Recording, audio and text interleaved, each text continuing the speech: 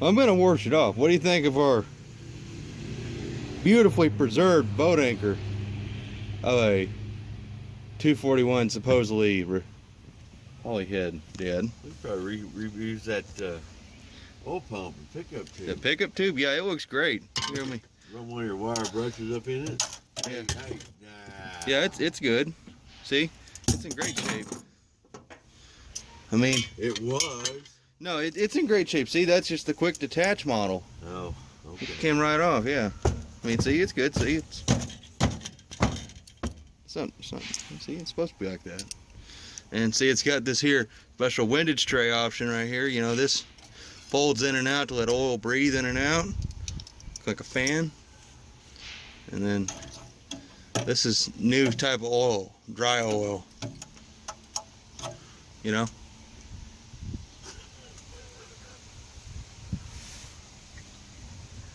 Oh, Jesus Christ.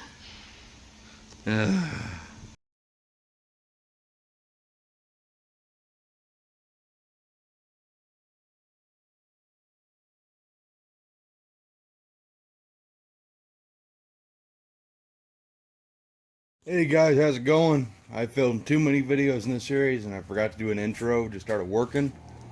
But this time, we're going to have an intro. If you can see, there are some valves out. There's only 7, if you can count, which I can't. Well, Dad and I were taking this other head apart. We're going to film that head and just get this one done. Well, we had a slight snag, and you never film when stuff goes wrong. Valve guide. Valve guide.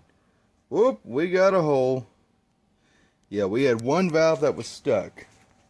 And, well, it has pronounced itself husband and wife with its guide. We had that glowing red hot trying to get it to separate. There are some forces in this world that just won't separate, and that's one of them. I think that's just going to become like an art piece. We got a little concoction down there. It ain't going to free up. There's no way. So, yeah, I called hot heads, and I think they're going to be the people we go through. We're going to get ourselves... Hopefully we only need one guide. I know a smart man would replace all the guides, all the valves, but I mean, they're actually pretty reasonably cheap. I mean, I didn't realize they were going to be affordable. It's $160 for a set of intakes and $160 for a set of exhausts. And then whatever all the complete set of guides, which would be about $100. But we're trying to keep this cheap. I mean, this engine ain't ever going to be powerful in terms of, you know, things like what's underneath that cover. Or other engines. We got my brother's 383 over there will make more power than this thing. We just want to hear this thing make noise. And I mean, if I was going to put this engine into a car immediately, I'd probably buy all new stuff, but it's going to end up sitting over in that corner next to my nail head. And you see how far that's come along in terms of going into a car. Got plenty of other projects, so Dad and I are going to get the little camera up. We're going to take the valves out of this head. You'll be able to see all that. We have our own contraption we made. Giant C-clamp, welded some tangs onto it so it holds onto the valve, on the valve springs. Then you screw that on, that compresses it, and it works, but it's a two-man operation. This thing probably weighs 60 pounds. A regular valve spring compressor, which we do have, which we've had to modify because it's broke. And didn't really fit a gas head. That's actually for a diesel, I believe, but it's crap. I used to give Dad shit because this homemade janky thing, but this thing works really well. Made quick work of them valves, taking them all apart, and everything there looks great. There's nothing wrong with what we got there, so yeah. So when Dad gets home, which he should be home any minute, we're gonna get to filming of taking that head apart. And of course, my ports are already starting to flash rust. Of course. Anyways, guys, I'll see you when we get to working. Yeah. So, Dad, show the people of the world how you use overkill spring compressor. That's 70 years of crap breaking free.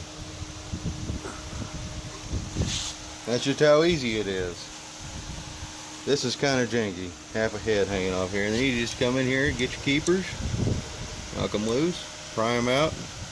Pain in the butt when you're holding the camera. And trying to do this. Well, that was way quicker than I thought it was going to be. It's kind of like, you know, I do a tutorial kind of deal. But that's how you take valve springs and everything off, so that way you can redo your valve seals. Almost said seats. Take your springs off, all that stuff. If you got a fancy spring compressor, it's just a big spring basically. It clamps down like a big pair of vice grips. Ours, you just gotta screw it on and off. Well, we just didn't have no luck with some of them, so we just made our own. Dad made his own, I should say. Just worked on several heads. Yep, that homemade spring compressor's built many an engine. Just a big C-clamp, but it's been modified. One thing I will say, if your valve is kind of tricky to get out of there, take a real fine file and just file the tips of this while your spring pressure falls down. It'll come right out. Or you just smack it with a hammer. It'll come shooting out. It won't fall. Well, I'm trying to hold a camera, but see there? Valve out. Oh, wow. Valve out. Alright guys, Get on. put you back to the little camera, get rolling.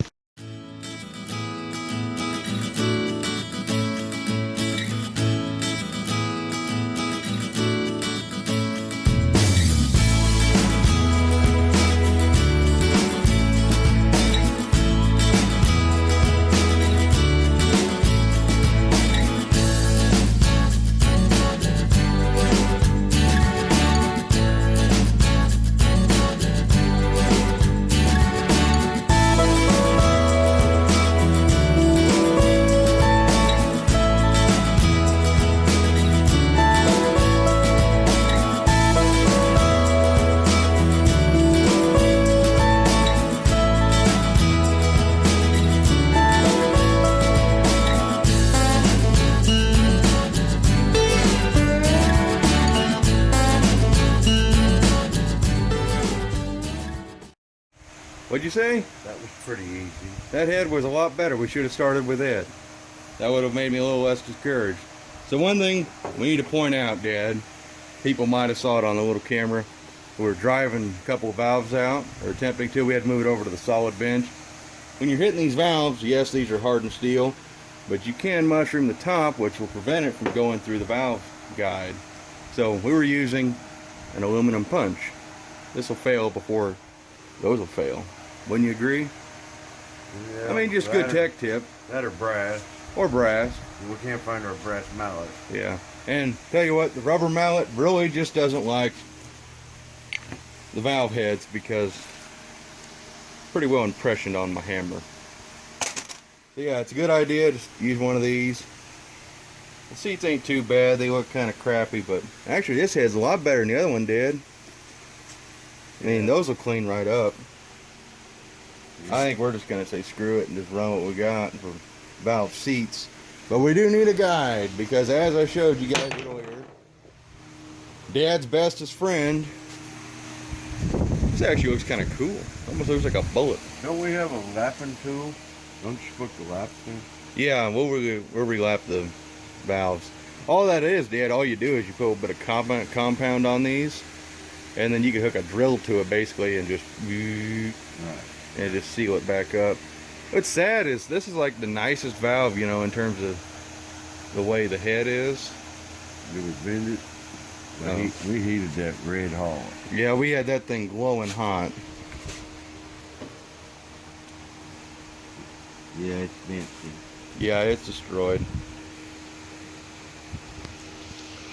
Oh yeah, you can see how bad it is.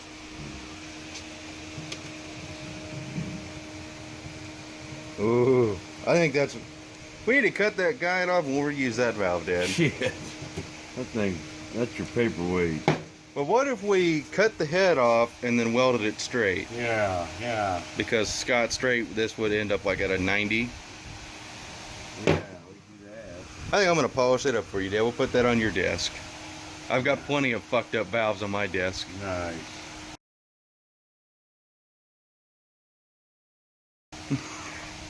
Well, guys, that's how we take a head apart. It's pretty simple, pretty self-explanatory. A lot of guys are scared of it. Ain't so bad if you got the tools. Yep. Well, as you can see, Dad made his own tool. Stupid loaner tools that you get, they're never heavy enough. They would bend. Well, we're not You working. gotta make your own stuff. We're not really working on, you know, little puny engines. I don't think some AutoZone spring compressor, if they even offer one at AutoZone, but I don't think it's gonna fit around this monster of a head. Probably not. Well, they don't even go around it. They just Oh yeah, grab the spring. yeah. Mopars, you can't really do that. You gotta have that stud like what a small block Chevy has, which we don't have. So yeah, oh yeah. I kind of glanced over, but painted the intake silver, rebuilt that 2-barrel, got a water pump. For everybody who is into early Hemis, those water pumps, this actual pump itself is not hard to get. I paid $32 for that roughly, brand new from Cardone. If you get on eBay and you search, it was under like 55 Dodge Cornet, which is what these Hemis came in. And I found one for that. There were some for 70 bucks, some for 40, some for 50. And bought that brand new. Some of them old rotten ones for $100. All the rotten ones are about 100 bucks. There were some that would just look terrible. And the hallway turned out pretty nice. Works flawlessly, or it should work flawlessly. One thing we got to do is work on these. Oh, that rocker's free. That one's a little. This is taking me back to the Oldsmobile we had, a little 215 aluminum engine. Kind of stiff, so we'll need to get those oiled up real nice. That way they work flawlessly. Oh. Well, Dad? Yeah, we didn't take that apart. We're not taking that We're apart. just soak it. We'll soak it. I ain't taking it apart, trying to get all the springs, remember which one to go where and everything. Well, that's a lot simpler than a 426. 426 has a bunch of different springs. It's nice that it's actually pinned in. Should just come forward. Yeah. Give me a rag. I got shit on my hand. Anyways, guys, this is just a short part of this video because part 6 is going to have to be pretty long. I think we'll paint the engine, like actually permanent, the final color scheme before it's over with. Oh, Dad? You want to say into this little piece of the video? Bye-bye. Okay. Alright guys, so for the next section, we're going to be cleaning all of our parts, getting them ready. Hotheads, super cool group of people. I can't believe I listened to half the negative stuff I did.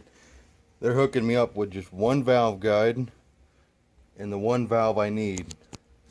So we'll have that. We're going to fix this and I'll show you how to install valve guide. I don't really know myself. I'm going to talk to my machinist. I'm pretty sure it's pretty simple stuff, as in, I think what we're going to do is we're going to freeze it in like a nitrogen bath or some dry ice, and it should fall into place pretty easily. Might have to beat it in, but we're going to get both heads really nice and clean. Clean all of our valves. We already cleaned our push rods, and I'll show you with the push rods. You saw this in the video. All I did, I mounted this up in the drill press, which is also a good way to tell how straight the parts are.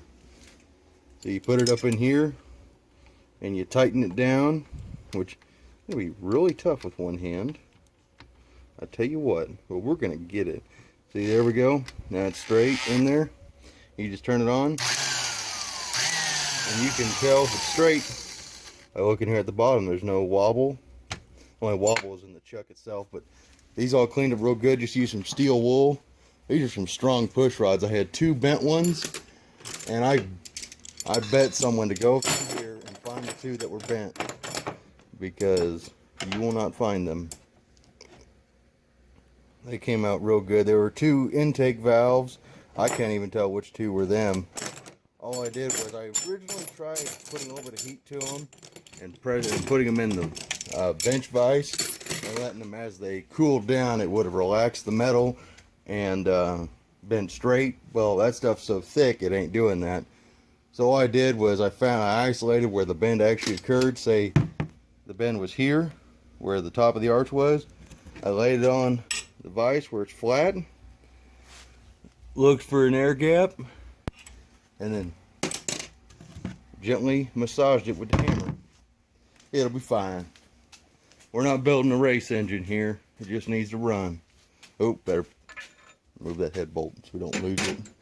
So yeah, that's what we're doing. All right, guys, let's get to cleaning, making everything super pretty.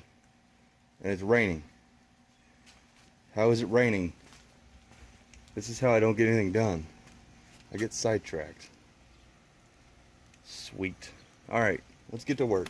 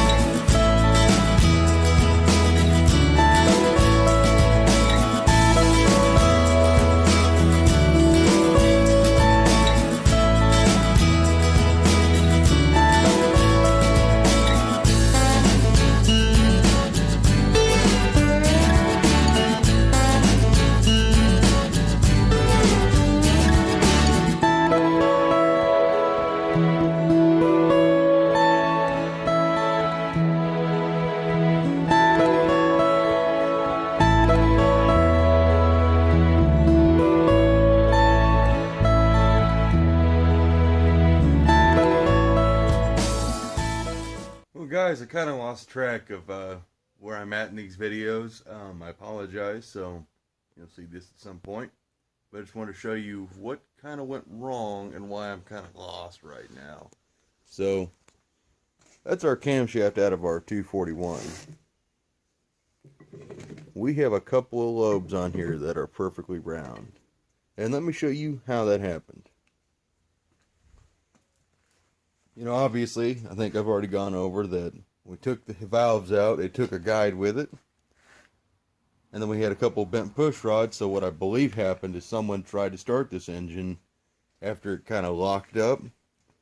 Oh, another problem, let me grab a glove, my hands are clean right now, these rockers don't move very freely.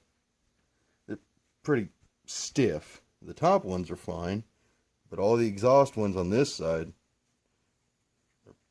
pretty stiff. They don't move very free. That one, I can't even budge it. So I think that's probably one of the reasons why the push rods were bent and we had some issues there. So last night I went through and rebuilt this set of rocker arms and it's butter now. And I'm going to show you how I did that with that other set.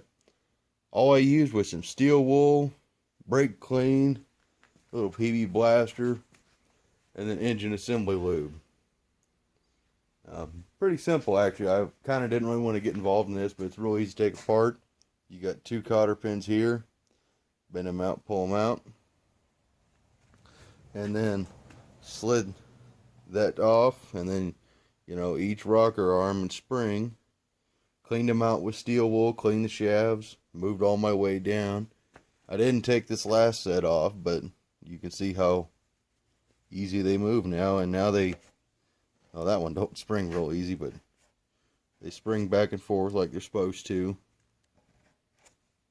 So yeah.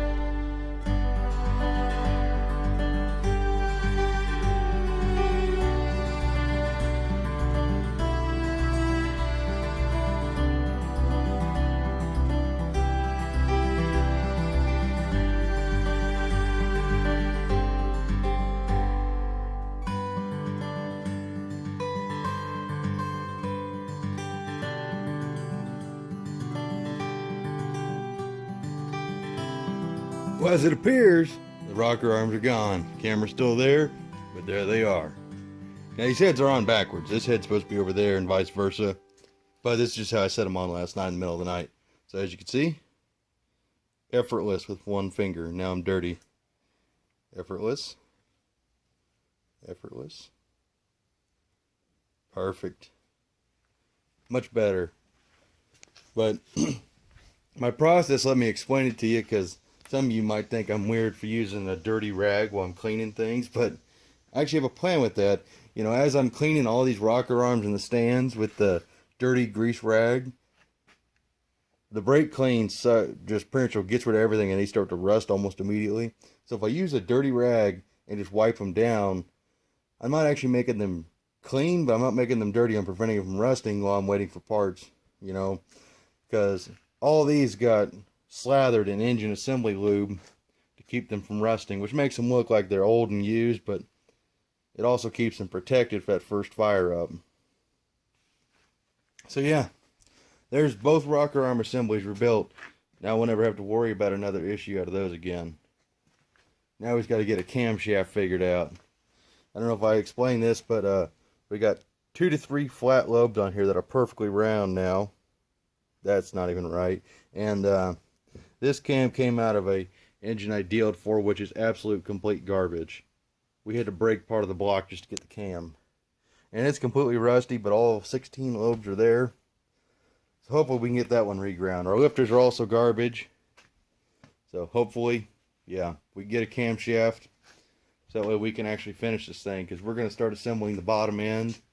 And we got parts coming from hot heads to get the heads put back together completely, because I want to hear this thing run. It ain't going to sound, you know, like a dragster engine like some engines might, but it's going to still sound pretty neat, because we put a lot of time and effort in this engine. I appreciate you guys watching. I really do. It's one thing to make these videos so I can look back on them, especially this series, so I can look back and watch myself build this engine from scratch, basically, from start to finish. But it's really cool that people get a kick out of watching me do it. So anyways, guys, I think this is going to mark the end of this part. Hope you've enjoyed it. I know this one's kind of choppy, doing all sorts of different things, but that's just the way things went, because we found some issues and things didn't go as smoothly, but they never do. But I appreciate it, guys. Y'all take care. I'll see you in the next one. Don't forget, you want a t-shirt, hit me up at chargerjezebel70@yahoo.com. Links in the description. You want a shirt. See you later. Bye.